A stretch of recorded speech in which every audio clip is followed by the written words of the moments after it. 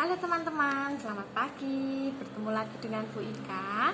Hari ini Bu Ika akan bercerita meneruskan cerita yang kemarin. Tapi sebelumnya, terlebih dahulu kita berdoa. Yuk, kita lipat tangan, kita tutup mata.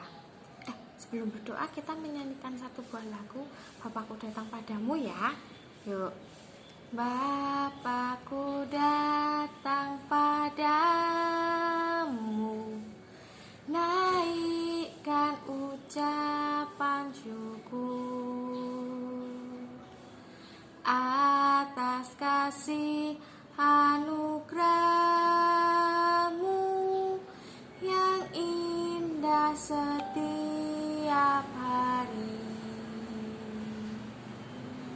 Pagi hari, siang hari, sore dan malam hari, tak hentinya mengucap syukur atas kebaikanmu. Selamat pagi Tuhan Yesus, terima kasih untuk penyertaan Tuhan. Pada pagi hari ini kami mau mendengarkan sedikit renungan. Kiranya Tuhan memberkati kami. Kiranya apa yang akan kami dengarkan boleh menjadi pegangan hidup kami. Terima kasih ya Tuhan, kami sudah berdoa dan mengucap syukur. Haleluya, amin. Ting. Selamat pagi teman-teman. Nah, hari ini Ika mau meneruskan cerita yang kemarin. Kemarin Bu Hana bercerita tentang tulah ke berapa teman-teman? Ingat, tulah ke-9 yaitu gelap gulita. Kemarin terjadi gelap gulita di tanah Mesir. Mau main nggak bisa karena gelap. Mau masak nggak bisa. Mau bekerja nggak bisa karena terlalu gelap. Kayak kalau merem gitu loh teman-teman, coba kita merem. Nggak kelihatan apa-apa. Nah, pada waktu itu orang Mesir juga tidak bisa melihat apa-apa karena terlalu gelap. Nah, hari ini Ika mau bercerita tentang Musa memperingatkan orang Mesir bahwa anak sulung mereka yang laki-laki akan mati. Nah, itu adalah tulah ke-10. Tulah ke-10 itu adalah anak sulung mati. Tapi sebelum tulah ke-10 itu terjadi, Tuhan Yesus sudah memperingatkan kepada bangsa Mesir melalui Musa. Nah, kira-kira apa ya yang diperingatkan ya?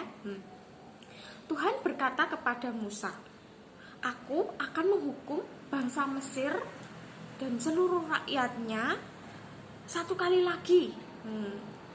Dan ini hukuman yang terakhir. Sesudah itu, raja akan mengizinkan kamu meninggalkan negeri ini. Bahkan ia akan menyuruh kamu cepat-cepat pergi. Nah, sekarang yang harus kamu lakukan adalah pergilah kepada orang Israel dan suruhlah mereka meminta perhiasan emas dan perak dari tetangga-tetangga mereka orang Mesir." Lalu Tuhan membuat orang Mesir takut kepada orang Israel.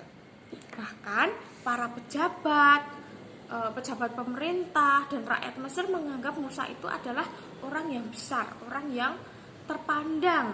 Nah, maka pergilah Musa kepada raja dan berkata, "Tuanku, raja, saya datang ke sini untuk memberitahukan kepada kamu. Nanti kira-kira tengah malam, jam 12 malam akan terjadi sesuatu. Anak-anak sulung yang laki-laki dari setiap bangsa Mesir akan meninggal.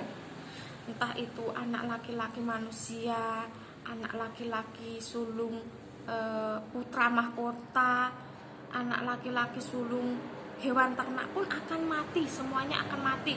Bahkan anak sulung dari budak pun itu juga akan mati. Namun anak pertama jantan dari semua binatang ternak juga akan mati. Aduh, gimana ini, semuanya akan mati loh teman-teman. Di mana-mana di seluruh Mesir akan terdengar suara tangisan keras-keras. Tengah malam ada yang menangis di sana karena anaknya mati. Di sana juga terdengar Di sebelah sana juga terdengar suara orang menangis karena anak sulung laki-laki mereka mati. Sebab hal yang macam itu belum pernah terjadi satu kali pun, dan tidak akan pernah terjadi di kemudian hari. Jadi itu hanya satu kali dan akan terjadi satu kali itu saja. Dan kita orang-orang Israel akan selamat. Nah, terus gimana teman-teman? Anak-anak laki-laki sulung itu akan mati semua. Tidak ada yang berani mengganggu orang Israel. Tadi kan Pak Musa bilang orang Israel tidak akan mati. Bahkan anjing pun tidak akan berani mengganggu kita, karena kita dilindungi oleh Tuhan. Pada waktu itu Tuanku akan melihat bahwa Tuhan baik terhadap orang Israel, tetapi menghukum orang Mesir. Kalau hal itu terjadi, semua pejabat Tuanku akan bersujud di depanku. Mereka akan minta dengan sangat supaya saya membawa seluruh bangsa saya keluar dari negeri ini, dan kami akan pergi. Lalu dengan sangat marah Pak Musa pergi, meninggalkan raja. Tuhan berkata kepada Musa, Raja Mesir memang tidak akan mendengarkan engkau Musa.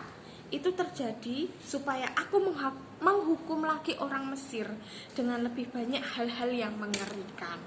Wah, jadi sudah diberi 9 hukuman aja orang Mesir tidak kapok ya, masih mau ditambah lagi dengan Tuhan. Musa dan Harun sudah melakukan apa yang diperintahkan Tuhan. Mereka menghukum Raja Mesir dan rakyatnya dengan hal-hal yang mengerikan. Ya takut ya teman-teman, dari tulah yang pertama sampai ke-9 aja sudah mengerikan. Tetapi raja tetap tidak mau mengizinkan orang Israel pergi dari negerinya. Tuhan membuat Raja Fir'aun itu keras kepala. Tapi teman-teman, sebelum tulah ke-10 itu terjadi, kok bisa toh orang Israel tidak terkena hukuman yang ke-10? Padahal kan orang Israel juga punya anak laki-laki sulung. Kok tidak meninggal?